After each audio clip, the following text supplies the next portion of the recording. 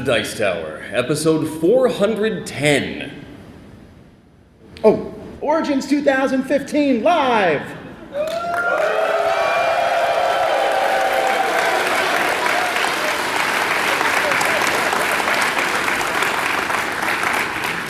Welcome to The Dice Tower, a podcast about board games and card games, and especially all these people who play them.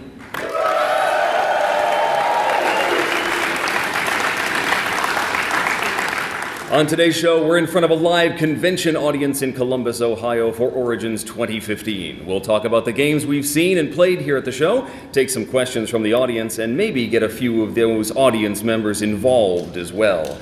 I'm Eric Summerer, and here's your host, the Gargamel to my Azrael, Tom Vasel. That's right. All right. We really thought we would have 100 people at most. So this is slightly more than we expected, and we're very pleased about that. If you are listening to this or watching this and not at Origins, well, I apologize, but it is really fun. And it's been a good Origins. It has, yeah. I don't know if it's been a great Origins, but let me say this. I have had, over the past 13 years or so, said some unkind things about the Origins Awards. I've been slightly negative, but I think if you average it all out, it's kind of positive. Don't listen to past stuff, is basically what it... Anyhow, Sheriff of Nottingham won Best Board Game of the Year, so I'm very pleased about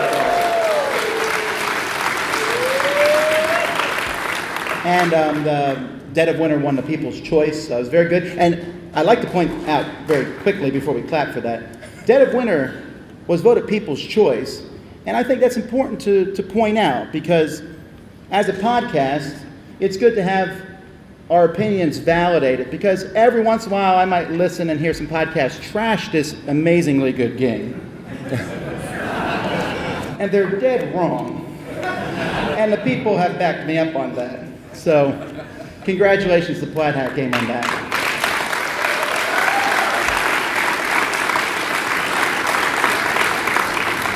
So now you're not allowed to say anything negative about the Origins Awards ever again? No, there's still some garbage in there.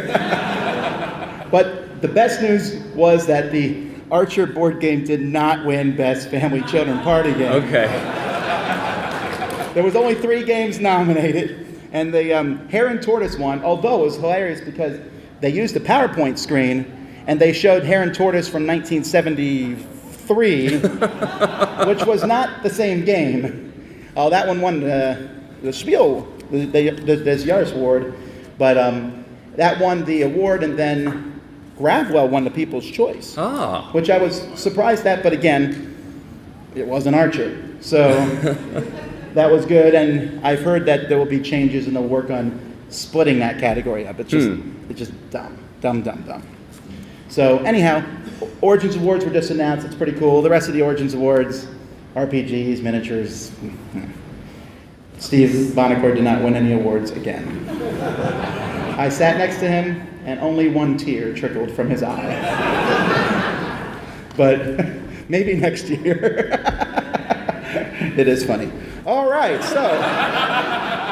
Eric, how have you been doing at Origins so far? It's been a really good show. We've been busy in the booth because we're doing the Origins Summer Preview, which you should be able to see next week or so on your friendly neighborhood YouTube channel. But we've been seeing a lot of very happy people. I've actually seen a lot of people who have come up to the booth and said, "This is my first Origins." Mm-hmm. And they seem very happy about that and are having a good time. So I think, at least from our limited perspective, we're seeing attendance rise. We're seeing more people here. It seems busier. I think we're seeing a rebound after that lull from a few years ago. So that's exciting to see. I've been pretty happy. Yeah, and that's considering that it's even a week earlier this year because they were pushed out by a bigger convention. I think had it been another week later, it would be even bigger. But it will be back to those dates. Eric mentioned that we were recording the Origins Summer Preview. If anyone here was involved in that, reporting-wise, running a camera or anything, if you could raise your hand, stand up, I'd like to recognize my team. Come on, higher than that. Stop hiding, Marty.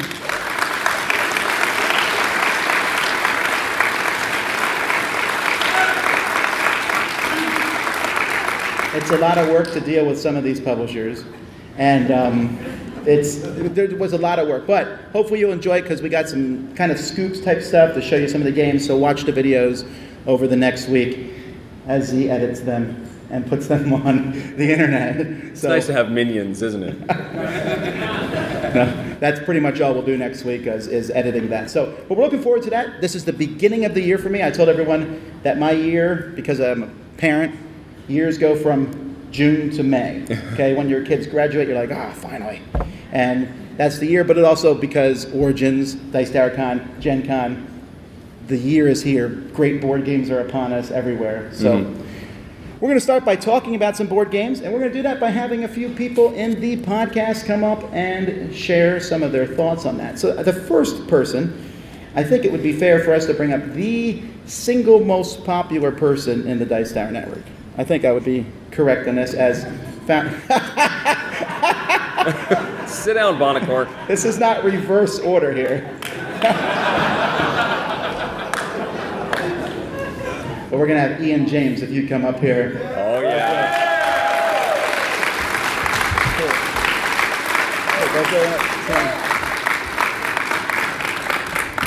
All right, Ian. Have you been having a good convention? Yes. Yeah, so tell us, what's the best game you played here? I would say Spectre Ops. Wow. Okay. Did you play as the hunter or the agents, Inspector? Hunter. Yeah, you like hiding, or you like hiding? You're seeking as the hunter. Yeah. My favorite one was the puppy because he can detect. Once I hear what direction they are, I just run straight towards it with the beast. Did you catch him? No, I didn't win. It was almost. They were almost to the door. I did nothing because they stunned the puppet, and then they just escaped.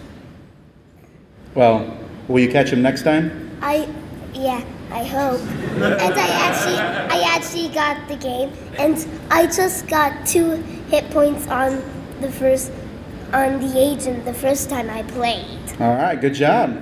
I can't even catch the agent, so you're doing better than me. Anything else you did here that was fun? I also played a giant roll for it.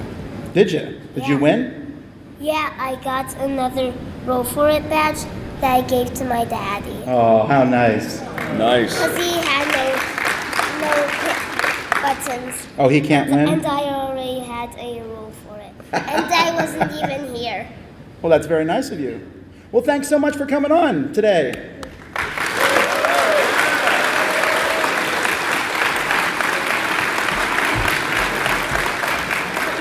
I had an anonymous person who sat at his table for the dinner. Stephen Bonnicker was also at the table, and Zev, and I said, did you like sitting with Steve and Zev? And they were like, oh, that's right, they were there. But they were spending the whole time talking to Ian, apparently. Mm-hmm. Sorry, Steve. All right.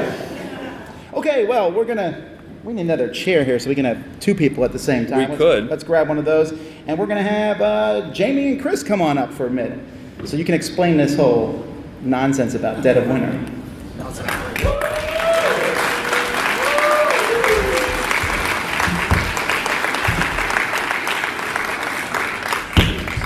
Whoever's louder, it's okay.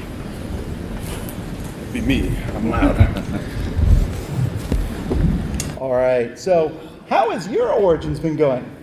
I cannot complain. Origins is my favorite convention out of all of them. Oh, by far. I have so much fun. By far my favorite. Until 2 weeks from now, Dice Tower Con. Well, yes. Never mind what I just said. Dice Tower Con is my favorite convention of all time. All right, so what have you guys seen that's been exciting or interesting? I was really happy to finally get to hold Ashes, Rise of the Phoenix Born, because I've spent so much time looking at it to actually see the game and get to play it and look at that beautiful artwork and see that there's a really nice game behind all that. Really made me happy. I can't wait to come by it. Gen Con, I'm getting that game. So how long is the game? I didn't even get to finish it. So I have no idea how long it was. All right. I got dragged away, but what I played was a lot of fun. I played for about 15 minutes, I think. What about you, sir? Well, I didn't play a lot of new games. Well, I played Redacted, and that has to be the most fun game that I played at this convention. I don't know if you played that time. Have you played every game? I imagine you played it. I haven't made it through the rule book yet. It's a tough rule book. I didn't read the rule book myself. But anyway, it's spies, American spies, Russian spies, trying to get the plans, running around this thing, trying to get on the helicopter and get out. Hidden roles. Oh, it's so much fun. It kind of reminds you of like, I don't know, like a worker placement Euro, but you're doing all that and stabbing each other with knives, and it's just a terrific game. You're making me want to play it. That sounds good. It is absolutely a terrific time. Try it. Redacted. It's I think good. you would like it. I think you definitely would like it. Yeah, you should probably clip that on. Oh, that works. Ooh, all right. No, not a problem. So what do you guys think about like this Origins? Have you noticed any changes over the past couple Origins since to this one? It seems a little bigger. I mean, it seems like it's definitely more populated this year. Oh yeah, definitely. And the merch halls seem to have a lot more going on. I also noticed the open gaming area right outside where we're having this recording seemed to be a lot more busy this year than last times. Well, I think that's because it's free, Right. and people have finally figured out where it is. Yeah, yeah. Right. Early in the week, we were over here getting tables every day. We're having fun. We're having a good time. And then all of a sudden, now we can't find a table. That's actually one of the things, man. Like, there's so many people here this year that it's getting hard to find space to just open games. So you got to get that boardroom pass, which we decided not to do because you said not to do it. Well, I was. Now we don't have it. but listen, and I love all you Cavs folk. I don't feel like I still would get it because at night, that Hall D there's tons of tables open there. And we get kicked out of every one of them. Not the Yeah. yellow cloth tables. Oh, well, those. No, but I mean, really, Dice Mary. there's a whole area around Yeah. the boardroom where the Yeah. blue noodle area and all that. There's lots of open tables there. Right, yeah. Now I know you get splintered, blah blah blah. But Well, no, we actually had a friend of Suck ours it up. get splintered. again, Yes, he got a splitter all the way down to the root of his fingernail. It was horrible. It was These disgusting. tables are dangerous. They're dangerous tables. Dangerous. You need board gaming gloves. Yes. Exactly. It's the only way to safely do this Or just hobby. tablecloths, maybe. so bring your own tablecloth. Yes. Bring your own That's what tablecloth. we do. Doesn't everybody? No, we didn't bring enough tablecloths, and so I went to rent some, and yeah, I could actually drive, I think, outside of Ohio and buy a tablecloth at a very expensive store and come back, and it would still be cheaper than renting them here. Oh my goodness. So Wow. it's really interesting. There's a lot of things you learn. Like many of the publishers in the hall, they will buy chairs and tables and throw them away because it's cheaper than renting them. Wow. Oh my goodness, that's crazy. Yeah, and so be cautious when you complain about publishers and what they have set up in that area. Yeah. They don't have enough chairs. Well, yeah, that's because they're charging $40 to rent one chair. Oh my goodness. So maybe that's why they only have 5 chairs. So, and there's a way publishers can get around that, and there's different things they can do. But it's certainly very interesting to see this stuff behind the scenes, and I hope we don't get in trouble for it. I know. We just talking about it. telling secrets here. So, anything else you guys want to say before we kick you out? Tell us what's coming up with you guys.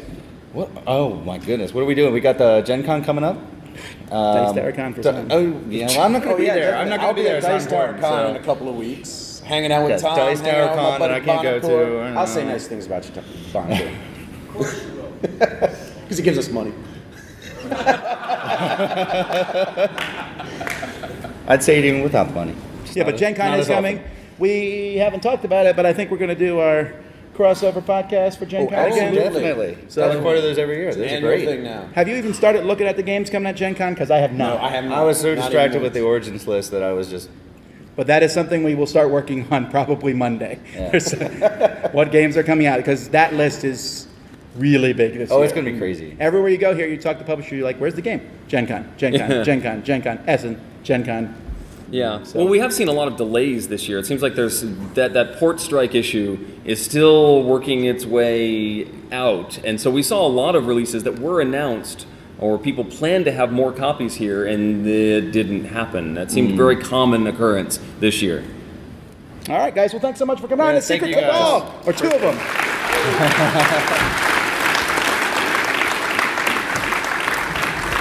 All right, next we're going to invite up Mark Zielinski and Jason Levine.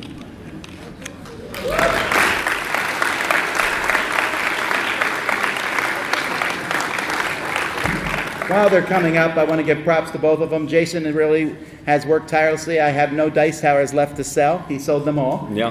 And Mark did a great job at setting up our meal. So, oh yeah, we still have 2 left, but they're here. Mark set the meal, and that was excellent. Thank you. He did. If you came to the meal, it was all him. And if you have a ticket, no, I'm just kidding. All right, here, pull up the seat. All right, Jason, what have you seen here that's like game that's really got you excited? Well, every game that I've seen that's cool actually wasn't released here. Sorry, Steve. But Someday we're going to do the roast of Steve Bonacor, and everyone's going to go, it's like a normal show. Yeah, it's no different from anything else. I got to hang out with our good friend Rodney Smith, and he showed me 2 really cool games. One was called Monstrous, where you're flipping these cards onto islands, and the other one was Vlad Shevadl's new game, Codenames. Yes. Now this game is coming out at Gen Con, and this game is, I think, Probably. might be most likely, and I think it will be Party Game of the Year. It is that good. And Eric knows all about. Actually, can you give us a little tomato to give a sneak peek of how it works? So, the basis of this game is that you have a whole grid of words, and you're trying to get your team to figure out which of those words in the grid are yours, without getting them to accidentally guess the words that belong to the other team, or worse yet, picking the word that's actually the assassin and will kill you and make you lose. So you do this by giving one-word clues and then a number. And that clue could connect any number of words in the array that belong to you. So if I said Sherwood, and Robin and Hood are on the board, I could say Sherwood 2, and your team would be able to figure out that those are the 2 words that belong to you. So at one point I connected, let's see, what was it? Ketchup and opera. With tomato. And I got them both right. Yeah, see? But you got to be careful because there may be another word that's also close to the clue. If there was diva on the board, then there may have been a problem. No, you have too deep a voice to be a diva. Then I would have thought it. Yes. I loved it. I thought it was a great game. I played it before, and I have yet to meet many people who dislike it. There's a few. But most people really enjoyed it. It's more of a thinky party game. Yeah, it's along the lines of password as opposed to something a lot more raucous like gestures. What about There you you, go. Mark? What do Well- you got that's exciting? Well, my favorite game that I've played here so far is going to be Super Dungeon Explorer, and that's the Forgotten King release that just came out by Ninja Division. And really what I enjoyed about the game is we played it in arcade mode, and that is fully cooperative. So no longer do you need the console to fight against the other players. And so you can have everybody play together, which is awesome. Well, let me ask you this: at the maybe spoiling my upcoming review of this, but did you feel like the arcade mode was very different than the regular mode? Because in the regular mode, one guy controls the bad guys, but he just says, "I think I'll attack you with the bad guys." The arcade mode says, "Hey, the bad guys will attack you." I didn't see much difference other than the bad guy doesn't move the pieces. Yeah, well, the movement is a little programmed, and it tells you what steps it's going to do on the card. I understand that. What I'm saying Yeah. is I thought the overseer, the bad guy, doesn't really have a lot of options when he's playing. Actually, Right, and I agree, and that's why I like the arcade mode better, because everybody can play, so to speak. So I found that fascinating. I also like the wrath, that the tokens that everybody had to push around to see who the bad guys were going to fight. I thought that was a really cool thing, so I really enjoyed that. And you know, you really got to get those spawn points. You got to kill the spawn points. So I've been thinking about it. Why Tom doesn't like this is because we played it together, and guess who was the good guys, and guess who was the bad guys, and guess who won? as usual. As usual. There's no surprise there. So, but I'm looking forward to your review, Tom, because I'd love to see what you hear about it. What you think about it? Well, real quickly, I think it's a much more streamlined version. After playing it, you're like, wow, that old version had a lot of problems because it streamlined everything. At the same time, I thought, I want to play Arcadia Quest. Really? Yeah. It's okay, but it's really not thinky at all. It's like, let's hit a bad guy. What should we do now? Hey, let's hit a bad guy. Now what? Let's hit a bad guy. There's really no tactics. It's not like, hey, why don't you swing around and get him from the back? Nah, you just run up and hit him. And then you run up and hit him. And you roll dice, and it's really like Gauntlet. Maybe I'm getting out of the Gauntlet age. Well, right, and it's meant to do that. The whole game experience is supposed to be like a video game, like Gauntlet. So if that's not the experience you're going for, then Forgotten King is not going to be for you. So then you go Arcadia Quest and have a good time with it. I like to stab other people. Yes, I know you do. So, but they do have some. They do have a legendary expansion coming out that's going to be soon, coming out sometime soon, and that's going to allow you to keep your characters and level up and go through the, get more of that Dungeons and Dragons experience, probably, light RPG type. Well, right, but I mean now Crossmaster is moving into this Yes. arena, Right. and they're going to have an adventure style game that looks not bad. And I'm excited about this. Is Crossmaster Quest that adds a fully cooperative mode and a level up system. It's very like Minecraft. It's like an MMO, and you're running around hacking trees to get resources, and Ian's hacking along with me. I love this kind of feedback from the audience. This looks like one that's going to be a huge hit for my kids who are huge Mice and Mystics fans. And I think that's going to be a big hit in the next couple of months too. Oh, sure. Well, of course, Crossmaster's huge in our house. Yeah. My wife was looking at that $225 terrain pack. We'll see if that comes home with us tomorrow. So. You're Yes. you're so lucky, man. I Most know, people I'm would be so like, lucky. most wives would be suing over that. That is correct. That's correct. No, that's her game. So she plays it with Kylie all the time. So that's their thing is Crossmaster. So it's nice to see mother and daughter playing that in the living room. So All right, Andy, having a good time. Before we kick you guys out, any final thoughts about Origins? Well, for me, this is actually my first time coming here, and you've probably seen me with my little orange camera around. I'm actually doing a little travel blog that I've been doing, so you guys will see that in a few weeks or whenever Z gets to edit it. You're working for Jason now. Did you know that? That's right. You're working for the man now. What about you, Mark? Well, as everyone knows, this is a family vacation for me, and so we love it. So, we just have a good time, bring the family to have a good time. And we may see you again Right. shortly, right? Oh, I am looking forward to it. Tom here, we have to give him a round of applause. He actually convinced my wife to let me go solo to Dice Tower Con. So let's hear it for Debbie there. Yeah, for your wife. There you go. That's right, not for Tom, for my wife. So she basically said, "No, Tom, you can have him. Just take him for 5 days. That's fine." Get him out of here. Get him out of here. So I am looking forward to that. And if you're going to BGG, you'll see Kylie and myself there. So that will be great too. So. All righty, thank you guys. All right. Hey, thanks a lot, Tom. Thanks for coming. Alrighty. Boys. Now we have Marty and Mary. And while they're coming up, listen, I know that for some people, maybe you're listening or watching or you're here, and we talk about Dice Tower Con because we do want to push it, but at the same time, it's kind of annoying to hear because, well, we sold out in a week. It's for the daily vlog. Everybody just started waving, and I didn't see. I was like, "Hi." I thought, did that many people miss out on Dice Tower Con? No, really can't. Thank you. Marty? Are there any Marty, obscene gestures that I need to worry about? That's only on the Secret Cabal pictures. Okay. All right. But anyhow, I know that it sold out, and I know that's not cool and everything, but we were really constrained by space. Next year, it's going to go up to 1,500.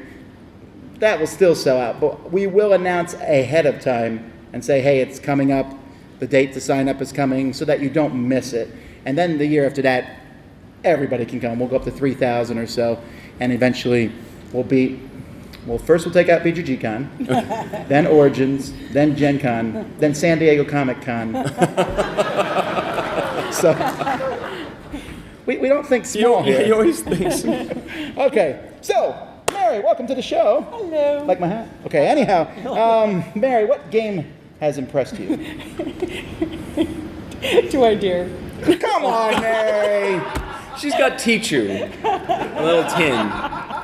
In the tin. Okay, well, you know what? Since you're here, after the show, if you want to learn how to play Teacher, she'll teach you because she's been teaching you strategy tips, and if you don't know how to play, well, here's your chance. Yeah, yep. Okay, but Massive really, come on. teaching. What really? Elysium, I would say. I thought that was really good.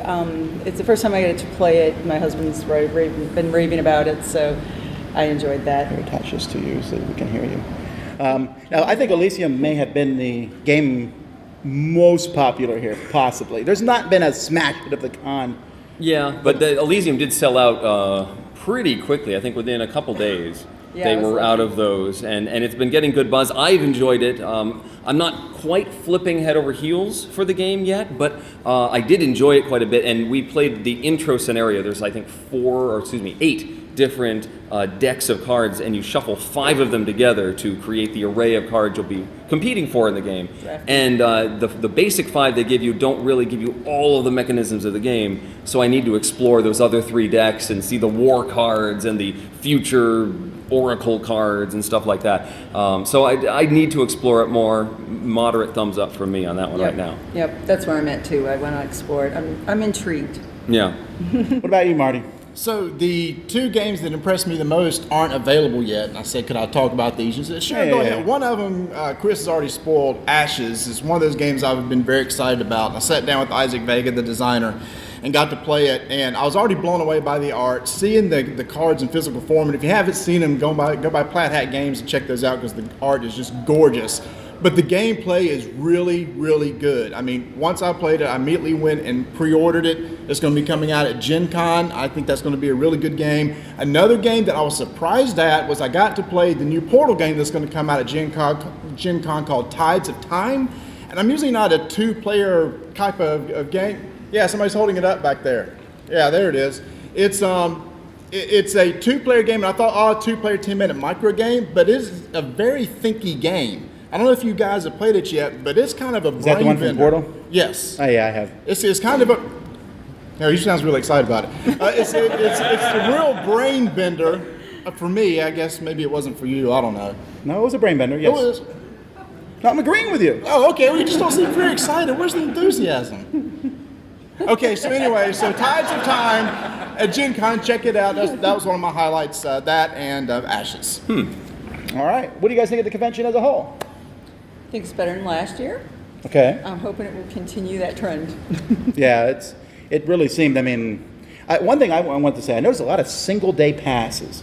I saw a lot of people came by, they were just here for Thursday or Friday or Saturday, a lot of single-day passes. I ran into at least 2 families that this was a stopover on the way through some major vacation. Like they were driving back across the country and just happened to come through Columbus during Origins and came for one day and then they were going to continue on. So it's kind of neat that it's that kind of draw as well. We sort of think of this as being a destination for the entire weekend, but there's a lot of single-day passes going around.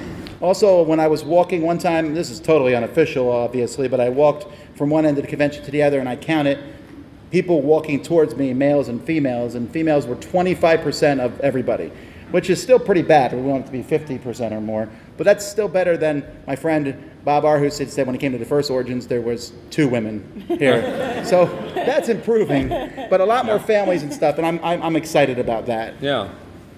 Any thoughts from you, Marty?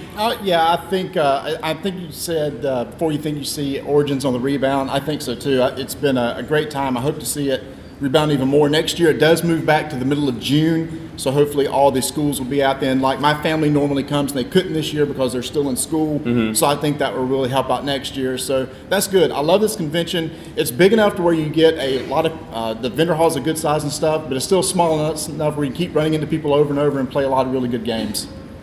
All right. Well, thank you guys for coming on. But before I go... Oh. No. Okay, yes, I will allow it. Okay, so here's the deal. So I bought these games to put in my suitcase. However, I got to make room. Go ahead. And see, what happened was I brought all these moon pies, and I've got like 48 moon pies in here I've got to get rid of Everyone duck. so that I can make room in my... No, I need y'all's help. Come on, help me out. If anybody's interested in the moon pie, just raise your hand, because here we go. Come on, no. guys. This is fascinating listening on the audio podcast. Give me some moon pies. We got to go deep. Stephen Bonacore.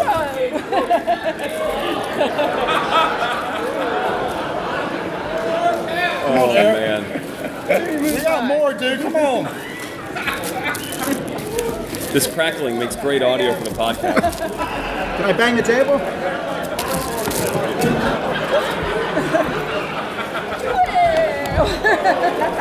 Oh, boy. Here, Marty, go on the side and throw them as you go through. All right. Do a victory lap. All right, thank you, Mary. I need the mic back.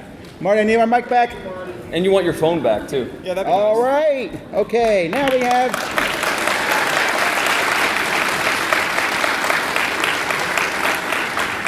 Everyone loves the people who bring food. All right.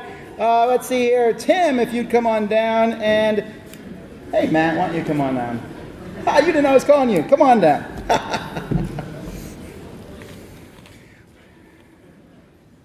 cloud. All right, while they're injured coming thing. up here, Tim's running one of our cameras, so he'll come as soon as he sets that up. Matt here is my best friend from college. We've known each other for 21 years. Oh my goodness. He doesn't know anything about me that I haven't already told you, so just you can leave it at that. But we went through the whole thing together, the whole CCG craze, and then the miniature craze, and then the online online gaming phase, and MMO. then I can't get him into board gaming that much, but I'm getting you there a little. Well, you moved to Korea and then I had no friends anymore. You can laugh at that. That's actually funny. That's funny. It really is. Okay, but what game here has impressed you? I think the two that I enjoyed the most were, I think it was called But Wait, There's More. Mm-hmm. That was funny. I enjoyed playing that. And then, I'll just hold it.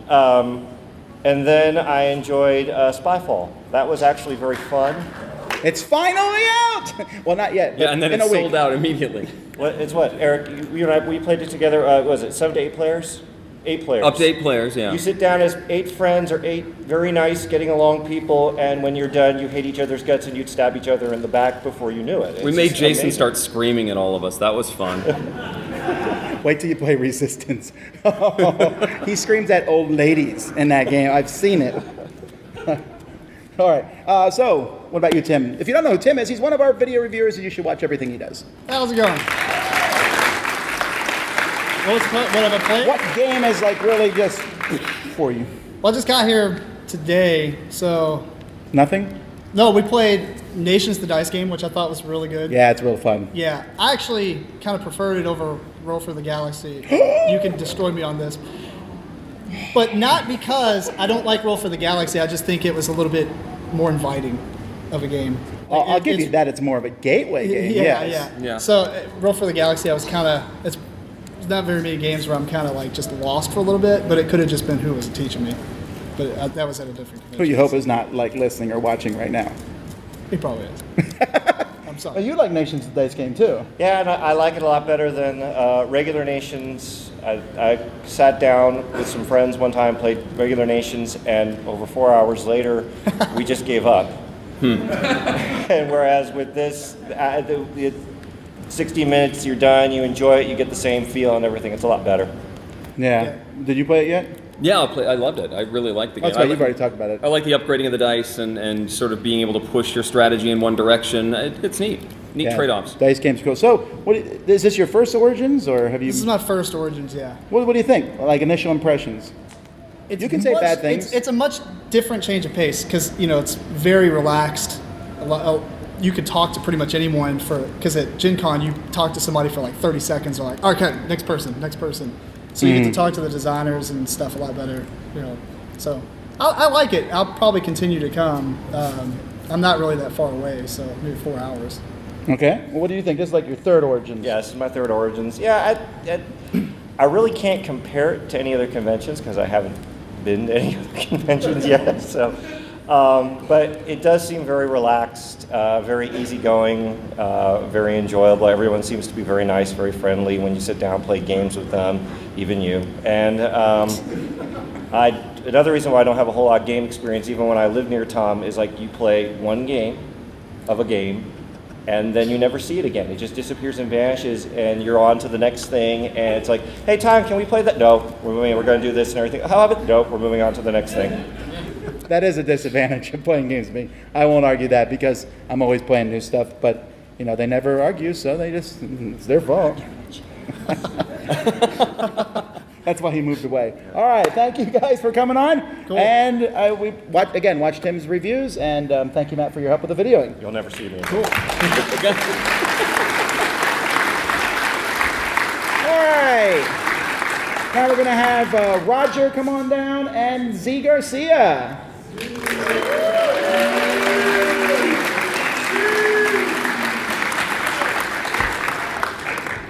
All right, the first thing I like to give some props, and if you're listening to this podcast or watching or you're here, and you want to know what's going on in the news world, Roger's one of our news team on Dice Tower News, and really helps keep that going. It's a nice short podcast that comes out 3 times a week and tells us what's going on, and I really want to give him props for that. That's really They do all the work for that. I do nothing. And if I cover the new releases, so if you're a publisher who's got a game that's releasing here at Origins, make my job easier. Come to me, let's do an interview. So, thank you. Is Elliot here? Because Elliot's one of the other news guys, and I know I saw him at Origins Yeah, here. he was here. Elliot, where? Oh, I know he's at the convention. at the I meant convention. here, Steve. Prepositions. Oh, I should say, the first thing I want to say, actually, Steve, I love you, man. I will say nothing negative about you while I'm up here. But I wanted to come over and give you a hug. I felt so bad. So I love you, man. That's how you do it. All right, so guys, what do you think about the what game has really struck you as cool and interesting and new? Well, I actually haven't played that many games because we've been so busy. But I did play a couple of things. One of which Marty stole my thunder a little bit, and that was the Tides of Time game, the 2-player game coming out from Portal, and that is really excellent. And you should check that out when it comes out at Gen Con because it's a great heady filler. It's really good stuff. And the other one is a game coming out from Blue Orange Games, also for Gen Con, and that is New York 1901, which, yeah, all right, we're getting some love over there. Which is a game that it feels a little bit like Ticket to Ride. It's got a great family feel, it's got a good pace, nice cadence to it, just flows really well, and it's a beautiful, simple, great for family kind of game. So I recommend it, New York 1901. What about you, Roger? Well, I haven't got a chance to play a lot of the new ones yet, but we started Spectre Ops, and I'm about halfway through a game, so when I'm done here, I'm going to go finish it. But you paused it? Yeah, like we took a picture and we put it away, and we're going to get it back out. So okay. Which that game is convenient for that, which was nice. But yeah, so it's I wasn't a big fan of like Letters from Whitechapel, other hidden movement games, but Spectre Ops has really blown me away. That was a lot of fun. I like the special abilities and how everybody's got something they can do that's different. So is Emerson here? No, he's not. But guys, if you run into Emerson, he's at Nazca Games. It's in one of the front booths, and he designed Spectre Ops and Volt and some. Mm-hmm. Guys, he's an incredible designer, very brilliant, and check out his stuff. And He's also very much game for doing silly things on video, which you may see next week. When I get around to editing. Yeah, when Zee gets around. All right. Yeah, so let's get cracking. Okay, this is your first Origins. What'd you think about it compared? You've been to Gen Con a few times now. Well, I'll tell you, it took me a solid day at least to sort of get used to it. And what really threw me off, I think, was that sort of soft opening where Wednesday is a day at the convention, but it's sort of a day at the convention. Mm-hmm. And so people were walking in, but they're unsure if they're supposed to be there. I mean, at Gen Con, it's, when it's time for people to come in, you know it's time for people to come in because you feel it in the face. So you get out of the way, and it's on. The convention's open now. And so that was a little strange for me, sort of feeling like it was just a trickle effect until finally it felt like it was going and everything was happening. But I got into the groove of it. I sort of felt out the convention, where it fits between, Gen Con and something small. And I like it. I think it's a great convention. You get to run into people a lot, like someone said, I forget who said, and that's great. And I keep seeing the same people, saying hi to folks. It's wonderful. I'm really enjoying myself. What about you, Roger? Well, this is my first time here too. I definitely love Origins. I like the relaxed pace.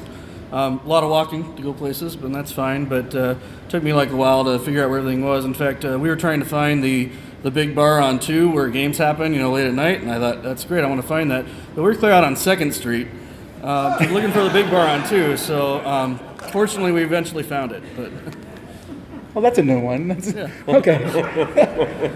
Oh, and I guess it wouldn't be a good Origins episode if I didn't mention the food has been incredible while we've been here. Indeed. Oh, wow. That's the first time I said something, and it's true. The food in Columbus is the best in any city I've been to for a convention, period. Not even a close second. Yeah.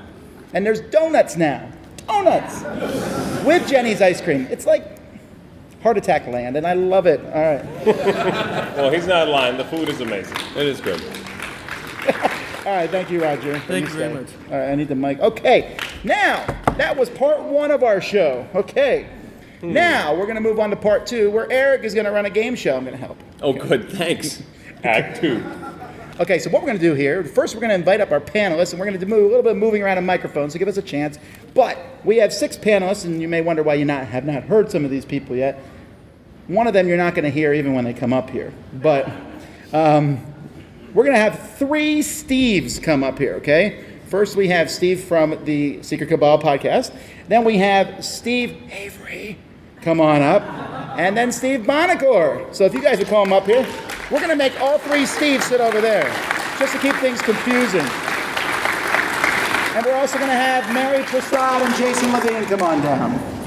And then me and Eric are going to move here. So. Now this is the chance. All right, get this. This is a chance for you to get involved. So hang on. Where's my tickets, Mark? Tickets? Oh, were you collecting? Oh, Jared. Oh, you grab tickets? Jared, I didn't have you come up here. We'll do it later. All right, we're going to leave this one here. I'm going to keep that one on. You guys can take a seat. Maybe you can stand. Grab a chair there. Eric. Maybe sit down here? No, grab a chair. You can sit where you guys want. Just you. All right. Oh, smart man. We do have erasers after all. I didn't get these. We were planning. Oh, we didn't buy erasers. I blame you for that. Paper. All right, where's That's my not what it's tickets for. box? Awesome. We're gonna pull some of these here. This is like that dream everyone has where you're in class and you're about to take that quiz, except I'm wearing pants. So I'm like, All right. It's awful. So, we don't know what's going on. Can you we hear me in the back? don't know what's going on, by the way. okay, there's some benefits to being born with a loud voice. All right, now what we're gonna do here, and I'm gonna let Eric explain the rules in a second, but you have a chance to win some prizes. If you look over by Mark, we have some prizes. Where are the shirts? There should be some shirts there too. They're in Eric's bag, probably. Eric, do you have the shirts? Yes, I do. Okay. I'll get them. Don't worry about that. So if you get called to be a participant, you can politely refuse, which is fine, but then you can't have a prize. All right, we're going to see how many points you can get. So we have some panelists here, and Eric's going to explain the rules as soon as he's done moving the shirts, because he is the expert on game shows. We're playing a game show that he's played ages ago. That I played? I That watched you it. watched. Who knows about a game called the match game? So here's how the match game works. We're going to call up a contestant, and you are going to hear a fill-in-the-blank answer. Then the panelists will secretly write down their answer to the fill-in-the-blank question. The contestant will then give their answer, trying to match as many of the panelists as possible. The more panelists you match, the better prize you get, or the more prize you get. Yeah, the more prizes you get. Right? Yeah, let's see here. We didn't think that. You get a prize. Getting prize. How many do they have to match to get a prize? Let's say you match 3 and you get a prize. That's gonna be hard. Wait, how many answers can they get? They give one answer, and then the panelists each have one answer. But what if they all write a different answer? Then the person can't even get 3. Come on, you match a panelist, you get a prize.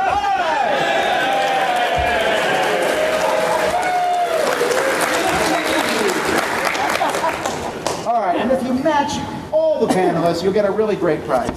I haven't figured out what that is yet. All right, so, wow, I totally lost my train of thought there. What else is there? More rules? No, that's about it. All right. Well, okay, I know what it was. Matt, I need you to, you're going to go stand with Matt because he has a microphone that you will speak into so we can hear you on the podcast later on.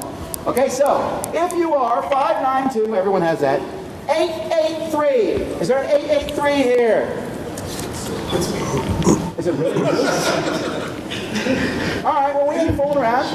No 883, too late? Oh, come on now!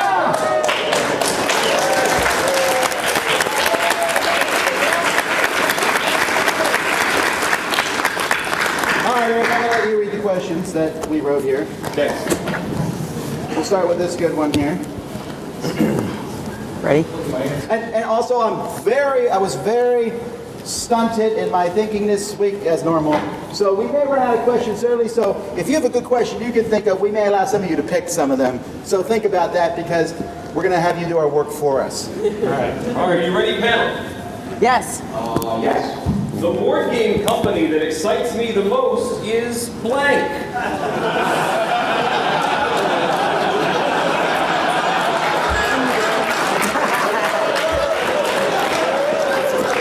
This is Powder Puff. This is a softball. He's on the panel.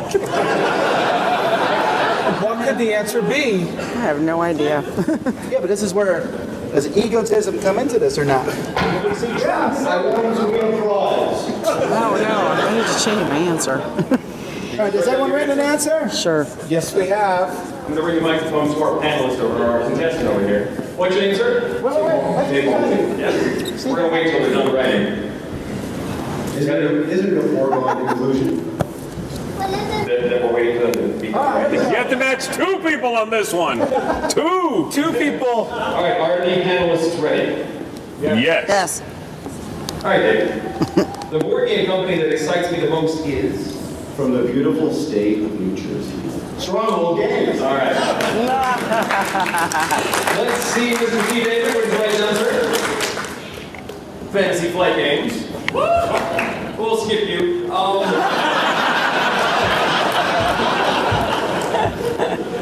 Please reveal your answer, Mr. Bondo. That would be Stronghold Games.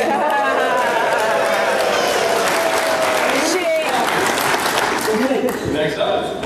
I'm excited by Wizards of the Coast. Very Vasel. The Asmodee conglomeration. That's like every company. Exactly. Jason. Not Stronghold. That's what we would answer. And Zee. And I said Asmodee as well, but I will start being stupid from now on. Winner for Daisy. Let's just get silly with it then. All right, our next contestant is 809. If your last three numbers are 809, oh, you can go get a prize. Okay, 809, are you here? All right, hey, come on down.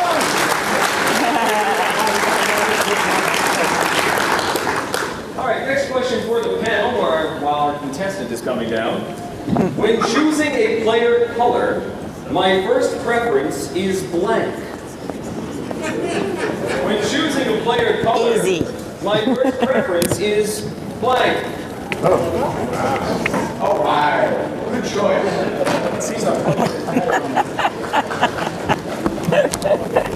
I'm not gonna be silly. Let me know, Tom, the panel ready. Who do we have here? Yeah, I think the panel's ready. This one was easy. Where are you from, Richard? Ohio. Ohio!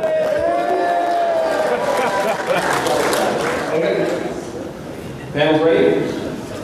Yes. One of our options. Answer me. Yeah. That's blue. Blue. Mr. Avery?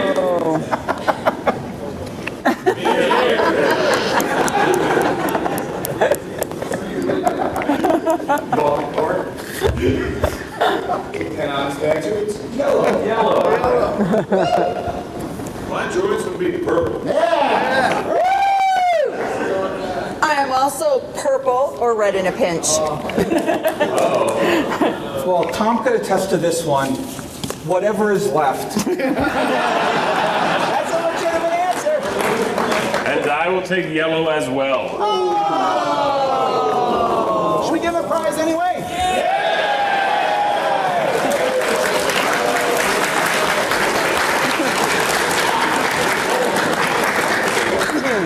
All right.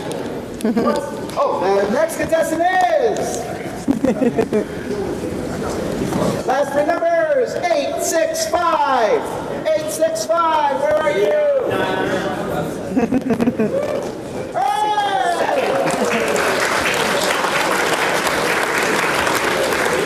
All right. Our next question for the panel. The most annoying type of gamer is a blank. The most annoying type of gamer is That's a easy. blank.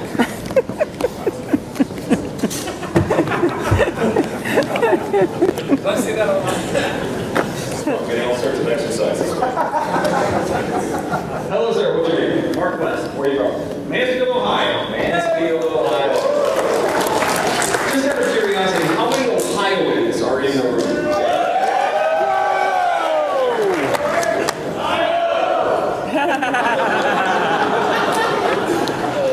Does that happen often? Yes.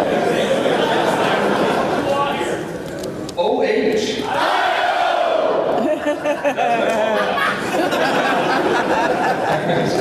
The most annoying type of gamer is A. First of all, I'd like to say I'm a big fan, so thank you guys for everything you do. Let's say a cheater. A cheater? Oh. What do you think, guys? Did any of that? Did it match anybody? A Euro gamer.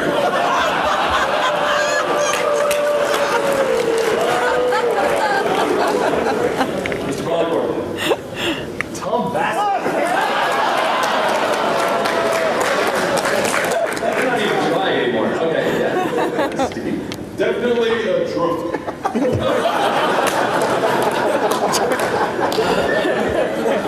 Very Prasad. Analysis paralysis player. Jason Levine. This is another one that Tom could attest to. Jason. Mr. Garcia. Mine is an amalgamation of previous answers, a Jason as well. So you each get a prize. What do you mean prize, man?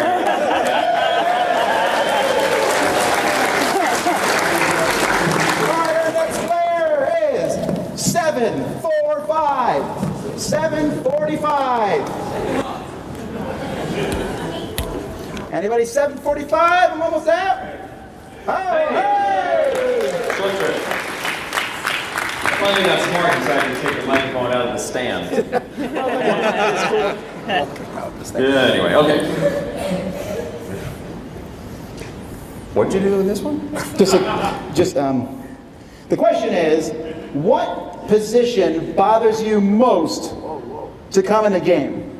Like, obviously you want to win, but if you don't win, what position in the game bothers you the most? You're talking about a scoring position. Yes. Oh my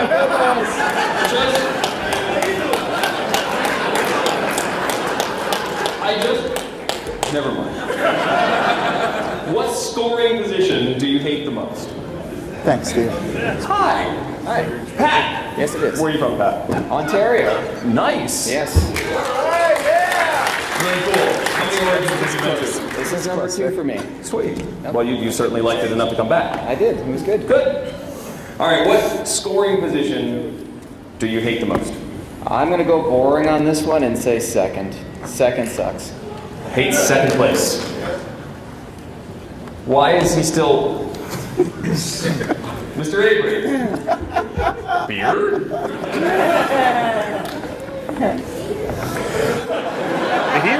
Did he really write beer again? Yeah. Everyone, just say beer from now on and you'll get it right. After Tom. After Tom.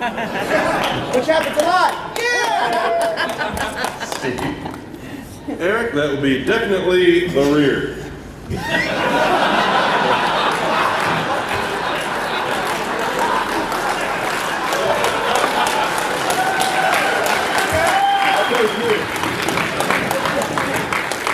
I'm suddenly remembering how the regular match game ended up. Mary. Last, aka loser. Jason. I'm scared now because I have an amalgam of a bunch of Steves here. Anywhere behind Tom. Wait, what? What was the question? Repeat the question, please. What scoring position do you hate the most in a game? Third place, but only in a game with 5, otherwise 7.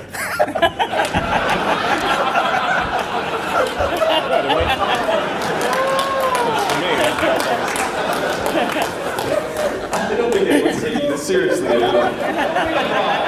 Everybody gets a prize anyway.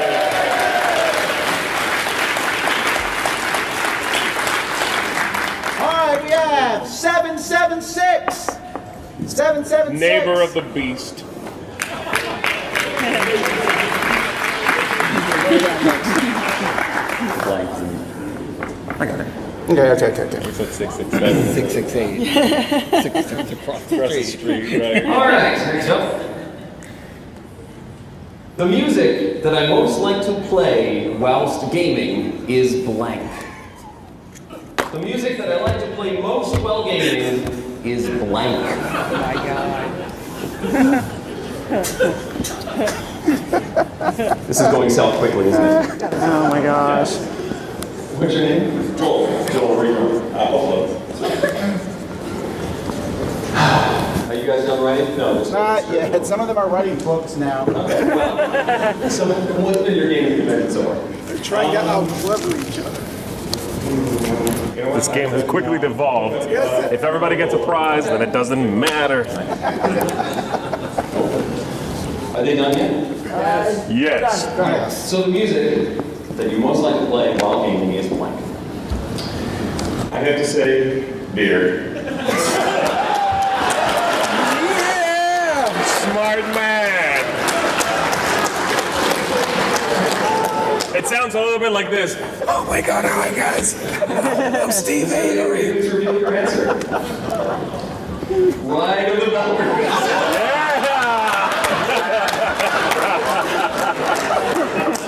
Kill the wild, let's kill the wild. Mr. Bob. Theme from the Secret Cabal Gaming Podcast. Steve? I want to apologize to Tom for my last answer. So I said the Dice Tower video feed. Is that the top 100 theme or the one where the guy falls down the tower? Mary?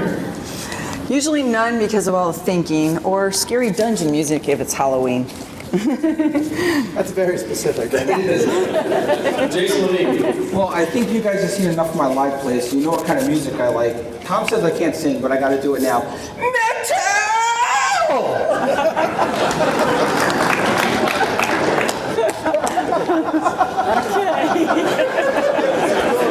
Don't you love going after Jason?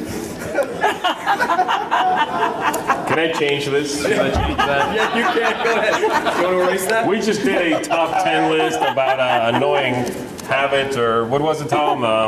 Enemies of gaming. And one of them, well, if you've seen it, you understand. Mine says, I hate you, Thomas. But I will change it to, I hate you, Jason.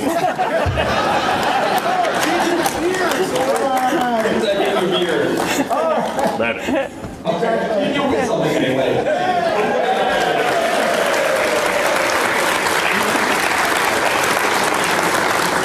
We'll give you 2 prizes if you match someone. All right. 782. 782 is next. Who's that? Yay! All right. The best space franchise is blank. The best space franchise is blank. Ah, crap. I'm drawing a blank. How's it going? Okay. Doug, where are you from? Dayton, Ohio. Dayton, Ohio. I've flown to Dayton many times. It never gets old. So, what have you been up to today? Let's see. Well, yesterday was my birthday, and I went out for lunch today at the Opera House, Columbus. You get out there. Very nice. Got back. We had some beer. All right. Great. Best space franchise is blank. I'm going to go with Firefly. That's a good one. I'm changing mine. Yeah, is that right? Did you say beer fly? Don't do it, don't do it. I totally want to change my Muppets in answer. space. Okay. Let's get it on. I was going to say cool. Oh, my word. Space Ghost. Steve. That'll be the horror film Leprechaun in Space. A valid choice if there ever was one. Okay, Mary. Okay. It's your turn. Well, I was going to go with Star Wars, but only 4 through 6 and possibly 7. But I want to change mine to Firefly.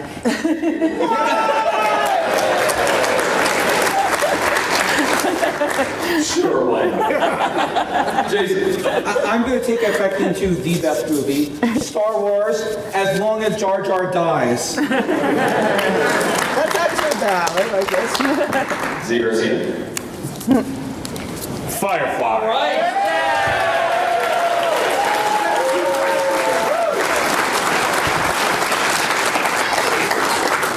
All right. Awesome. 7-1-1. 7-11. Ooh, and now I'm hungry. All right, Don't worry now, about you.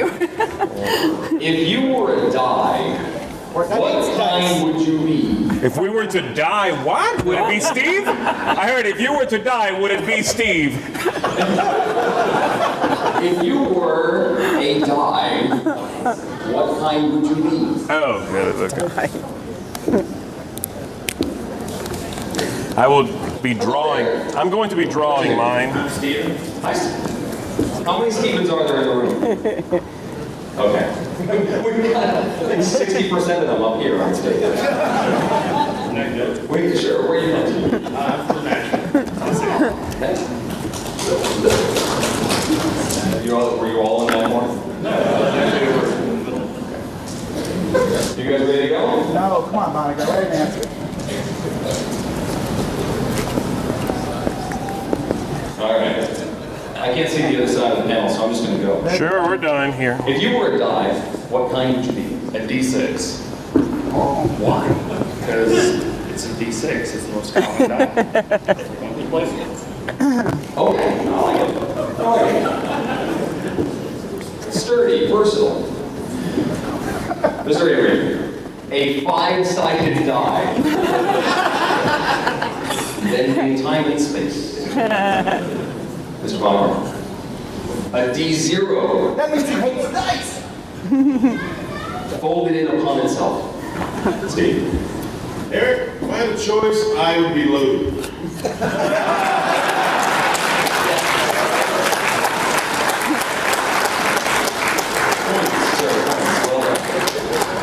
Mary. Well, since this is a lucky number, I said 7-sided since normal dice don't work for me.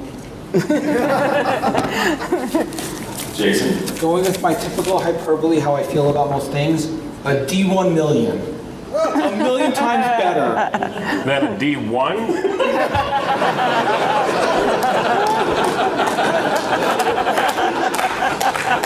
The correct answer is actually a drawn answer. It's a hula hoop-hedron.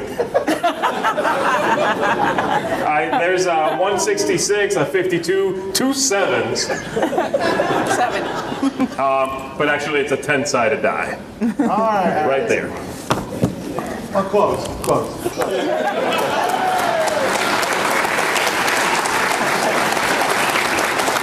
All right, we're gonna do just a couple more. 854.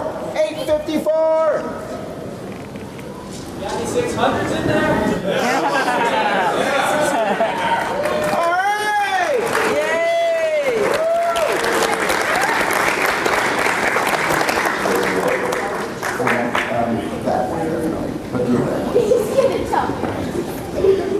All right, now. Because we like to be mean. Which other member of the panel is the worst gamer?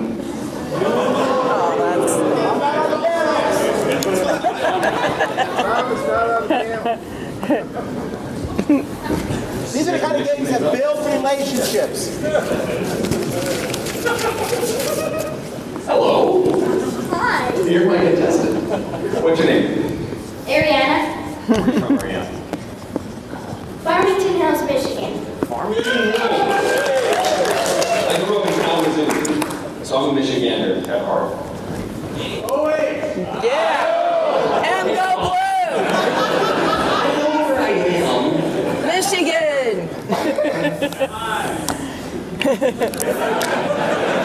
Alright, so you know who the members of the panel are? Okay. worst gamer? Jason, because Tom told me to say that. That's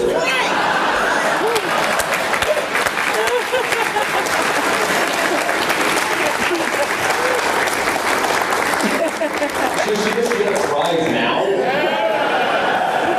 1 second.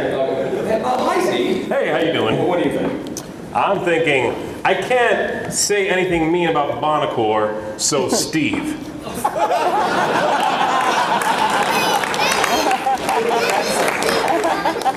Nice and vague. Jason? What's that little girl's name again?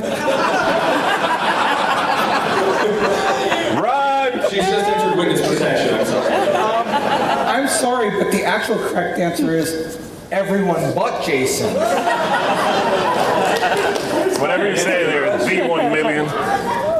Well, I was going to go with Avery because of his choice in games, but I decided to go with the popularity and Jason.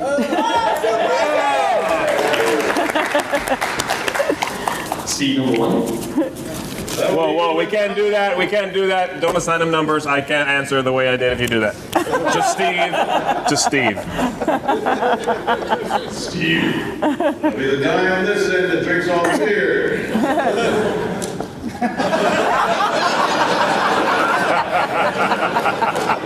Steve. Steve Beer Avery is the answer. Steve. Mary Prasad, I get tired of her losing. Wow! Never happens, but.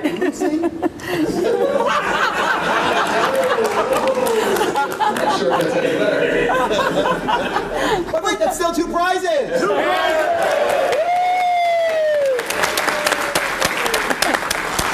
Alright, now we dig to the bottom. 600. Last one. It is a 600. 650! 650!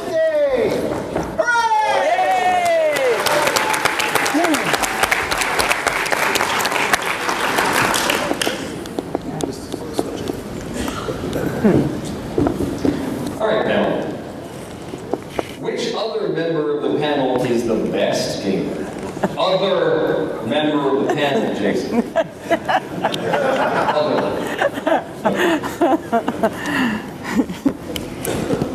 Oh gosh. So we've got It's much hard kinder to choose from. Which game? Chloe, Hi, Chloe, where are you from? Michigan, Where in Michigan? north of Detroit. Okay. Go Blue.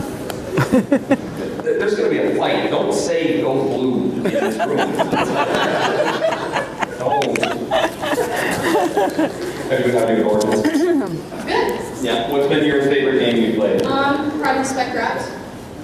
I really like that one. That's a good one. Did you play as the hunter or the agent? The agent. Did you? But you still liked it, so that's good. Okay. All right. Which other member of the panel? Are they still writing? They're still writing. Why are you still writing? Is that a rebus? You don't need to know what this is. Which other member of the panel is the best gamer? I'm going to play the odds and say Steve.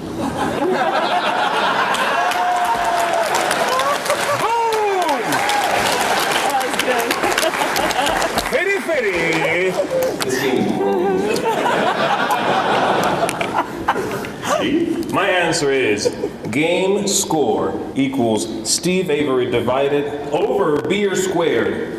And so, using this, it's not Steve probably actually. I'm gonna say Jason.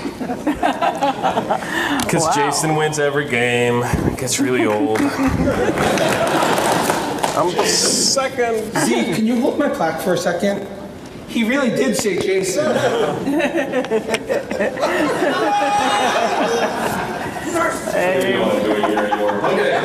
Okay. Since I've played with some of these people and know too much about others and haven't played with, I'm going to say Zee. The best? The best. Mistake? Just by default. All right, Steve. Well, that'll be my good friend and sponsor, Stephen Stronghold Bonco.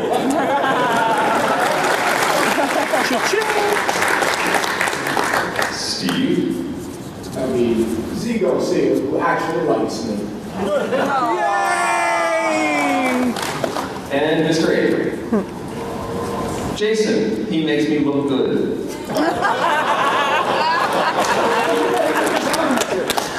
Because he lost his voice a long time ago. Would you like to say hello to the crowd? All right, that's 2, I think. 2!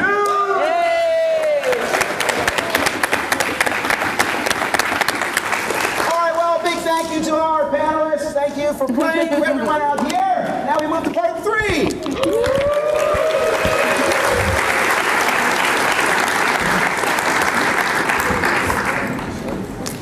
See you stay up here. Yeah. No, you guys can go. Yeah. All right. While we're getting ready for the next part. Do you think maybe I used that and asked the question for that? Those mics would pick up. Carry mic now?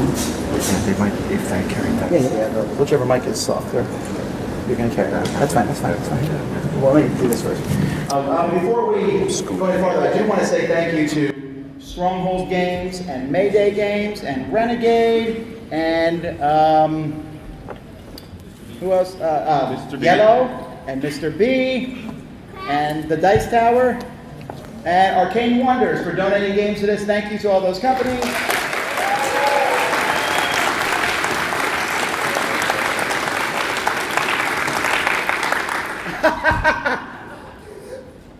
What? Get hip. Get hip and get down. Just tell someone else next to you. You sign like. What? Your fly is unzipped. Even your writing is dry. I can't even read that. Get him. Get him? Get him the number 23. Wow.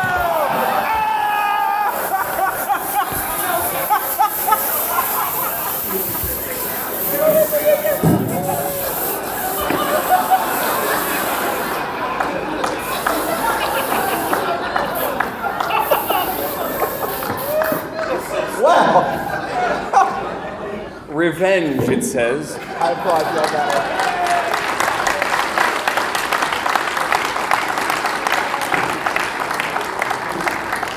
one. For those of you listening Wow, at you waited a home, long time for that one.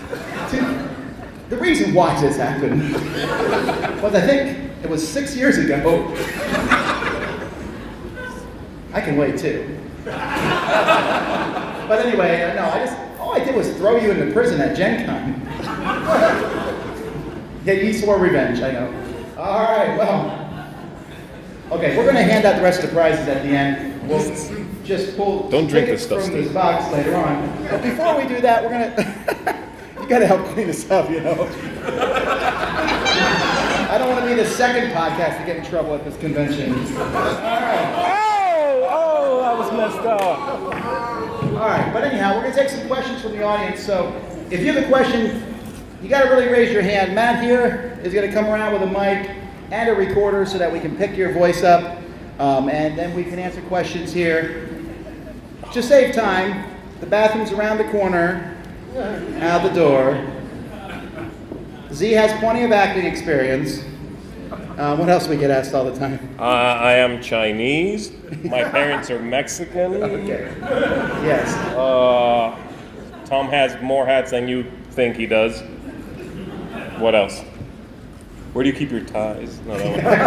All right, so here we go. Who has a question? Raise your hand. All right, here. No, skip him. Who else?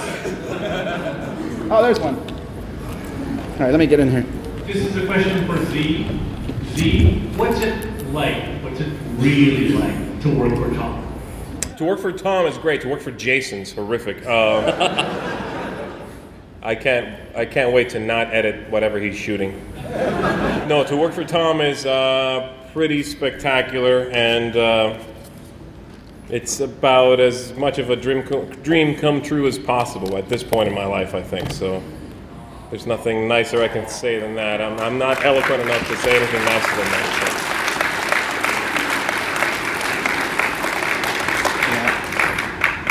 That one's off. All right, next. Any other questions? Over here, Matt. Eric, if you could do voice work for any book, what would it be? Oh boy. Well, I'd love to do like Charlie and the Chocolate Factory. I actually auditioned for Charlie and the Great Glass Elevator very early on in my audiobook career. I didn't get it, but it was at least a taste of glory. But that would be fun. I'd love to do a children's book that's so like, broad and, memorable characters and stuff like I read to my kids. Would you get to actually sing the Oompa Loompa songs when you did that? Well, they wouldn't be Oompa Loompa. It would be it would be more like the Tim Burton version. A Jason tune? Yeah. Oompa Loompa. Loompa Doompa-dee-doo. Actually, that's interesting because recently I was reading a book that had some sort of musical reference, and just because I couldn't not do it, I sang it, and I got pickups back from the publisher saying, legal issue, do not sing this phrase, please speak. Because they didn't want to pay royalties to the songwriters for the actual music of the song. I had to read out the lyrics of the song. Sounds like fun. Was it Happy Birthday? It wasn't Happy Birthday, but it was something else. I think it was Raindrops Keep Falling on My Head. No, it was something like that. Yeah. Do it. Raindrops keep falling on my head. But that doesn't mean my eyes will soon be turning red. Crying's not for me. So. What a great Raindrops. show. All right, who has a question? All right. Matt's going to get a good workout here. Yeah. All right, so this is for Eric. I was in school, and it was actually your audiobook for the Westie game, and your soothing voice helped me to fall asleep in class, so thank you. And because of that, I would like to know if you've ever considered creating like a bedtime, relaxing, just you talking about nonsense in order to help you fall asleep. It would be amazing. So basically, Eric, here's what he said. Sir, you're so boring that upon your voice entering my ear, I quickly fall into a deep slumber, and there's nothing as soporific as you. Thank you. Actually, somebody suggested recently that I should narrate rule books and just read them. For the first time, just read through and put them up online somewhere. Maybe I should kickstart that as a project, and maybe that could put you to sleep. But maybe if you read these books to some of the publishers, they would then realize, oh, this doesn't make any sense. Yeah. What? I don't even know my own game anymore. All right, anyone else? Matt, behind you. Run. We're testing the pickup of these microphones. It's pretty nice. If you were a role in Pandemic, what would you be? For all three. Oh, I would be the dispatcher. I like to tell people what to do. You move now. Yes, boss. Isn't that what we do anyway, man? You edit. Yes. Okay. I would be the. I want to say it's the archivist who can have a hand of 8 cards and pick one back up from the discard pile. Yeah. I don't know. I like having one more card than everybody else. I guess I'd be the ops expert, just talking to everyone else, because I feel like I spend all my days in a small confined box, not seeing anyone else, and just listening to things. All right. Yeah. You guys were all thematic with your answers. I just picked You just want more cards. I just picked my favorite role. Oh, so did I. Scratch that, I meant medic. That's true. The medic's my favorite to play, yes. Yeah. All right. Any other questions? Oh, there's hands everywhere. Matt, you choose.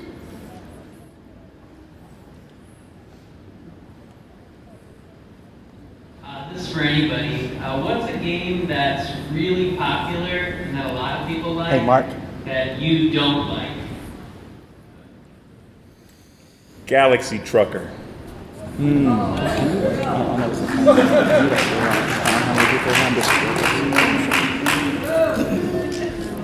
So it's a popular game that we like, that we don't like, that That we everyone else don't likes? like that everybody else seems to like.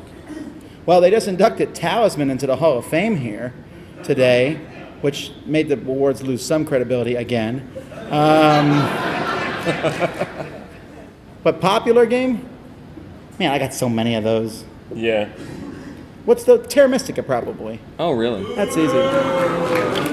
Boo! You like it because people tell you to like it. I mean, Wow. nice. Wow, the crowd turns against you. It's mine, baby. It's finally mine.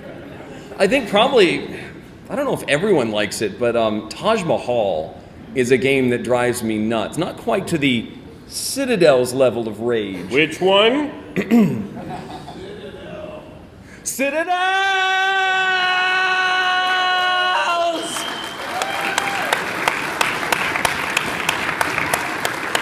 Nicely done. But Taj Mahal, it just doesn't quite click for me. I don't like the whole invest a whole bunch of resources and then get nothing when you lose the bid. And I'd never quite caught on to that one. And it's generally regarded as one of the classics, Reiner Knizia classics. It hasn't been reprinted, but it's true. Probably Bonacor's considering it. He's working on it. What else? Who else we got? Matt's swinging around. If there was any movie you could turn into a game, which one would it be? These questions are so professional. Let me first of all say that. I mean, they're just perfect. You're just saying that to think. No, no. What you say for that is, that's a good question. It's an excellent question. Which makes, I always wonder when people say, oh, that's an excellent question. So my prior questions Yeah, were the not rest of them good. were terrible. Oh, finally, you're asking something decent. I've got an answer.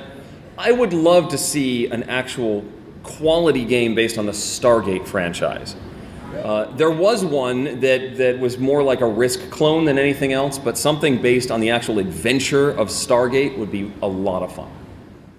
I think Tom's answer is going to be Mad Max, the new Mad Max. Just so he can play that guitar player. That'll be your character. You know what? That wasn't my answer, but I am now changing my answer to Are you Mad serious? Max Fury Road. Well, why not? That's good. I didn't think of that. I do want to play that guitar player. Yeah. That's a good one. That's like my favorite movie character of the year. That guitar player. He's pretty wild. He's great. It's already sort of like a game. It's like You gotta like get from shoots here and to ladders here. anyway, and then you come back, basically. You're spoiling the movie. No, it's a very minor spoil. Here's what happens at the end. You're still thinking of your answer. I said Mad Max. Oh, I thought you were saying that was my answer. Well, I'm taking it. I'm the one who said it. Fine. All right. Next question. I love that post-apocalyptic stuff. Anything in that setting, I would love. So, forgive me if you've heard this question before, but if there were a board game theme park, what would be your favorite ride? I've actually thought about this extensively. What? No, it's true. He calls me up in the morning sometimes. Zee, I think it's pandemic tonight. I think it's pandemic. Go No. to bed. No, but I thought about it, then I'd change it to a hotel. I'd love to open a great, all those theme hotels in Orlando. I thought it'd be cool to have a board game themed hotel with a giant library. And when you came through to Disney World, you'd stop by and say hi to us. We'd be there recording and blah, blah, blah. But for the ride, no game, a dice tower. Come on now. That'd be fun, right? They put you in a little barrel. They just throw you down? Oh. No, there's water involved. Okay. Oh, great. Got it. I like that. All right, give me a better one. Mousetrap. Ooh. That's good, yeah. Oh, that's good, good. Or Hungry Hippos. That'd be good. Most of those old classics with anything mechanical really is. Oh, Chutes and Ladders. Chutes and Ladders, sure. Oh, Snakes That'd be and really Ladders. tiring though. And you never get off. It wouldn't be a wait to get in, it would be a wait to get out of the ride. I gotta come back home. I need to leave. Just want to leave. All right, we got another question. Okay, so nothing personal is not my favorite game, but thank you. I've had so much fun playing that game. So the question is, what might not be your favorite game, but you just had like kind of like your mind was blown, or you just laughed your face off, or whatever kind of game. Magical Athlete. Yes, Magical Athlete. That's a good answer. Man. They got a game here at a booth. I hope he's not in the audience, but maybe so. Because it's garbage? You know what? No, I'm just going to forget that answer, There you actually. go. Magical athlete. I'm gonna say compatibility. It's not really it's not the best game ever. I know that it's not my favorite game, but it is the one that every time I bring out, I always, at the end of the game session, feel perfectly pleased that I played it. And it's almost soothing, and it's enjoyable, and it just makes me feel a nice big sigh of like, I love these guys around me, you know? And so, you know, so if you're fighting with Monocore, play a compatibility with them, and all shall be healed. And All right. We can do this. We can do it. Question over here.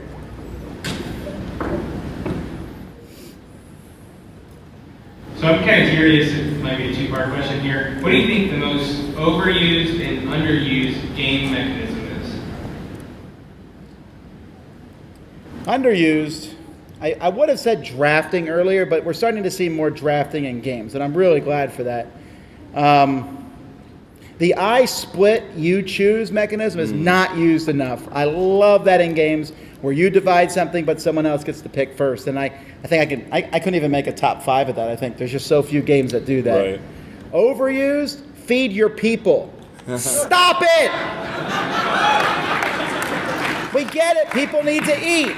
You like that so much, just go eat. Then design the game. So you think that people designing games with feed your people mechanisms are just hungry? Yes, I really do. They're sitting there and they're like designing them like, I wish I could eat. You know what? I bet these guys do too. Guys want to eat too. And if they don't eat, they get punished. Knock it off. Misery. I can't follow that up with an answer. I'm having a hard time coming up with anything myself. I agree with both your choices, though. They're very good. And I do like the I split, you choose mechanism. I like, one mechanism I've always liked. I'm not sure if it's underused, but it always pleases me, is where you have a row of cards, and the farther of a card you want, the more you have to pay. I mean, the small world thing, right? Also does it with the races.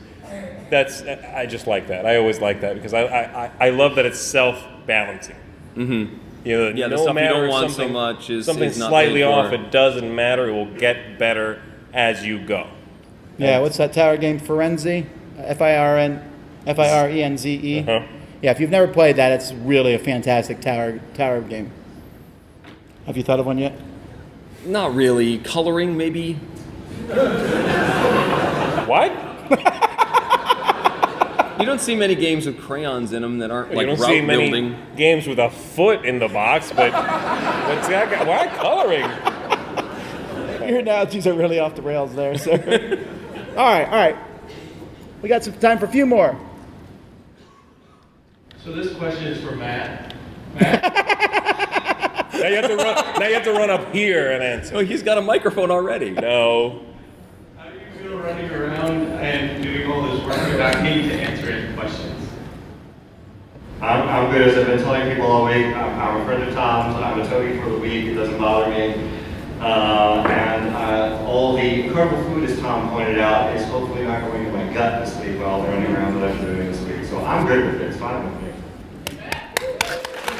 Yeah, Matt.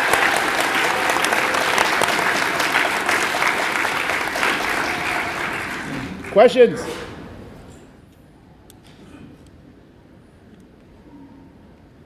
What's a game that most people generally hate that you will defend completely and totally all night? Well, I got this. Kobayakawa. It's a little card game from Yellow. It has just 15 cards, a few chips, but it's a great little bluffing, push your luck, can I tell what the other player's holding in their hand kind of card game. And I played with these guys, and they hated it. And we played with, 6 things? I liked it. You did? Who cares? But I will say the game is at its absolute best with 4. So if you haven't tried it, check it out to play with 4. Because 4, you've seen enough cards to have an idea of what players might be holding, but not enough to be sure of what they're holding. It's a nice balance. Look into it. I don't know that everyone hated that, just 2 people. No, that game's not getting a lot of love, I think. Well, it's here. You can try it out. I saw it at the yellow booth. Yeah. Logistico. Well, that really is bad. It is not bad. It's a great pick up and deliver game. It's a blast for pick up and deliver fans. It's great. And it was overlooked because some people were like, you should get less than you started with. That's dead on.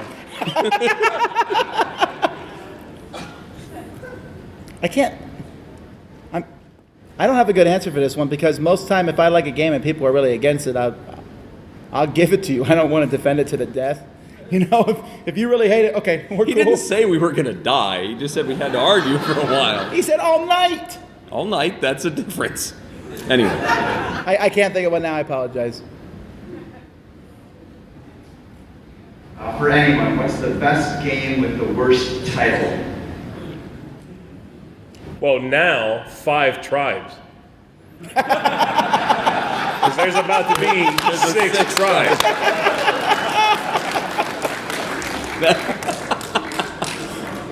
Yeah. Okay, there's a lot of bad titles, but they also usually have a bad game. Well, the vague ones. Trains. Door. Okay. Mattress. Ceiling fan. The game. It's pretty good. It's a rundown mechanism if you haven't seen it. I thought that was better than that. Come on, guys. Ceiling fan runs out. Get it? I got it. Oh, No, I'm getting tired of these games though. They have like these. They have a decent title, and then they have to add this really long subtitle below. I can't even think of one now, but Spectrops. What's the subtitle of that? No one even knows, and no one even says the subtitle. Oh, how about Catan? Come on now. Was Settlers okay? Yes. Why were we changing it to Catan? That's dumb. Wait, I like to do it. Didn't we do a poll on the forum? Who says Settlers? Who says Catan? Yeah, we did. Right. And then who cares? Yeah, well, Okay. So who still refers to it as Settlers? All right. Who says Catan? Who says Settlers of Catan? Every time. No. Who doesn't like the game and never speaks of it? There's always the haters. All right. Yeah. All right, what next question? This is the most questions, people raising hands ever Yeah, thank in you, any guys. of our live shows. We got 4 more minutes of this. Hi, I'm a big Dice Tower fan. I got the Dice Tower t-shirt on. That's right, on our website. How many boxes of Kleenexes is it going to take if the Secret Cabal passes the Dice Tower in Facebook likes? Oh, is this another competition we didn't know about? Oh, yeah. Well, this is what I've noticed with these competitions. And Eric and we forgot to bring in the medals that we just received in the medal. Remember that best podcast thing? Oh. See, what we do is This big. That is true. They were rather large. we found that when we don't try to win a competition and then we do, it's pretty cool. It's all that effort we didn't expend telling our listeners, go click this, go click that, and they just did it anyway. Feels pretty satisfying.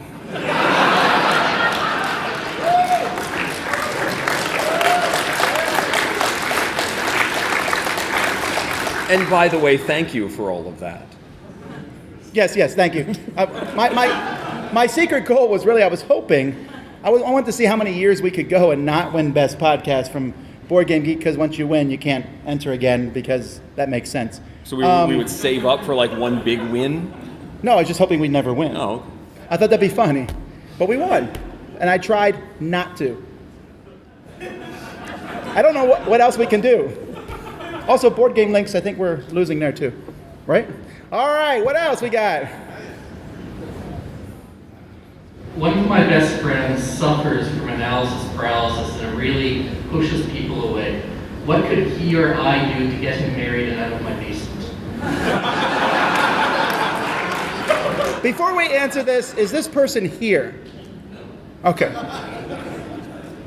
It doesn't work. I'm married and I still have 8 feet.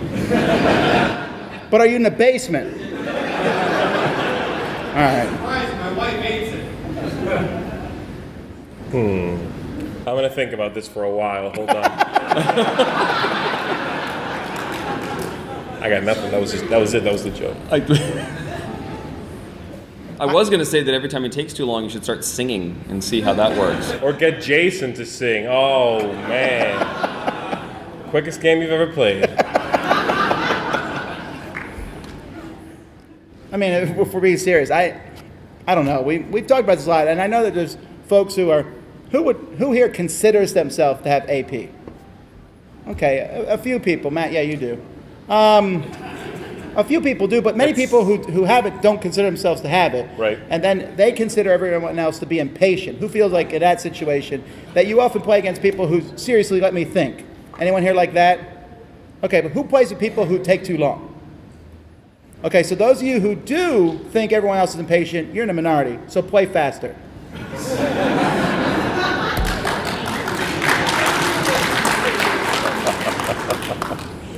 We're not making many friends with this show. No, this is taking a very... All right, last question.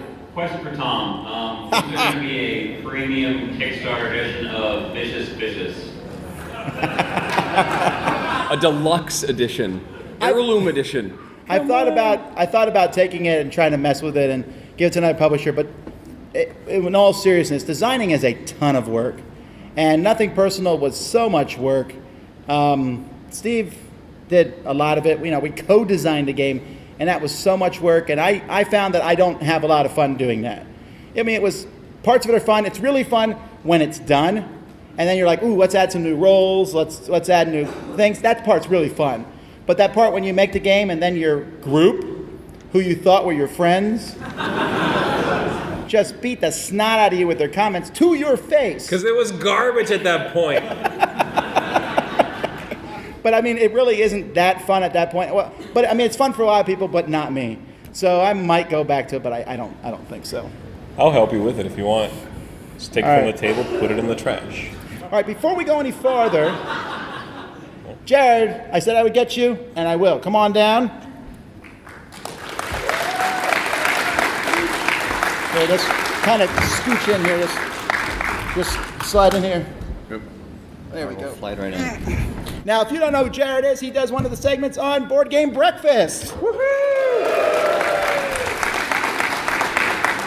So what game here have you been playing that you've been enjoying? Bring Out Your Dead has been my favorite so Really? far. Yeah, I love that. Have you played it? I have not. I saw it, and I saw lots of coffins. Yes, it's an interesting theme. It's got great art, it's well executed, and it's the perfect length of time for the game that it means to be. I read this great quote on the internet the other day that said, Munchkin is 20 minutes of fun packed into 60 minutes worth of game. And it doesn't fall victim to that. I would argue that 60 minutes is kind of lying there. And that 20. Yeah, sometimes it goes more than that, yeah. At 20 is kind of pushing it, I think. We love Munchkin players. Okay, so what else? What do you think of Origins? Well, this is the first time I'm here. Let's pull the audience. For how many people is this the first time you've been to Origins? Wow. For those of you listening on the audio podcast, it seemed like half the people here. Just who's is it your second year? Okay, there's a decent amount. How about who's been here for 10 years or more? Wow. Who was here for the first Origins? Oh, Mr. Horger. Congratulations. In Columbus, right? Huh? In Columbus. No, I don't think it was in Columbus. Okay, so no one was here for the first one? That's because they're all out there playing war games. That they started on Wednesday. No, I mean, but it started out as a war game convention. And, I've met a lot of war gamers here who were here back then, and it's changed for the better, I think. But it's good to see fresh blood coming in the hobby. Who here just got into board gaming in the last year? Like, you just started playing board games, how about last 2 years? Okay, so there's a decent amount of people here just getting into it. Who is here right now because someone has dragged you here because they're into the hobby so much? Yeah, I thought there'd be a few people like that. Oh, some kids are raising their hands. All right. Well, I hope this show's been interesting for all of you. I hope there haven't been too many esoteric in-jokes about board gaming podcasts. # insubordinate nonsense.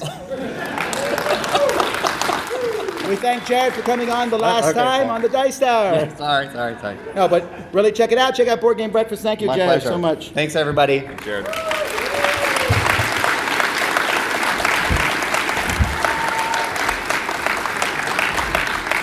All right, well, we're going to need to spend a little bit of time cleaning up some stuff up here with help. But I really appreciate everyone coming out. Like I said, I'm very shocked at the attendance. This is Mark, great. did we get a number? Roughly 260, 267. All right, it's about 500. Well, some podcasts can inflate their numbers, so can we. All right. But anyhow, thank you guys very much. We really appreciate it. We appreciate you coming out, spending some of your time here at Origins with us. We hope you had a good time. I'd like to thank all the different people who helped out and came up here and did things. And thank you guys for coming, because it's a lot easier for me to do this the more people there are. Oh, Yeah. absolutely. Oh, yeah. Yeah, because the people in the back, we can't see your faces, so we concentrate on you, and it's just easier to do.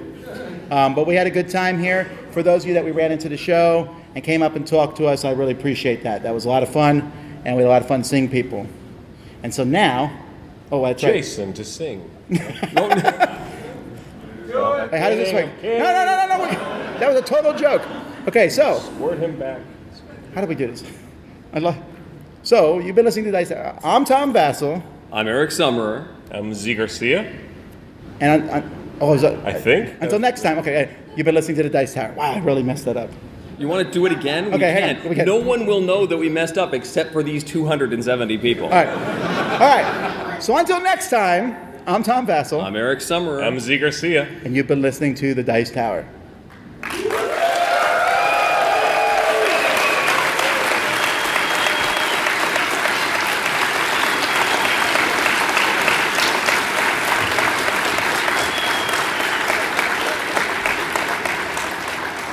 Thanks for listening. Promotional consideration has been provided by board game publishers in the form of review copies of games. This episode, number 410, was recorded in front of a live convention audience on June 6th, 2015.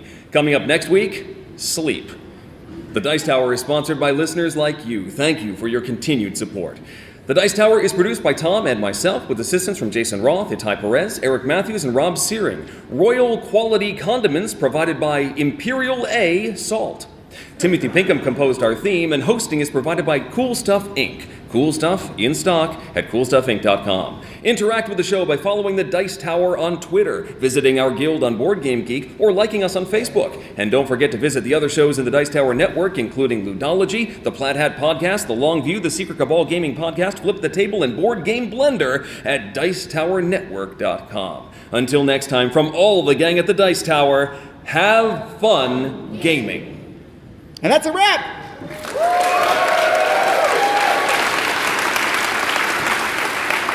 Very good job, sir. All righty, thank you very much.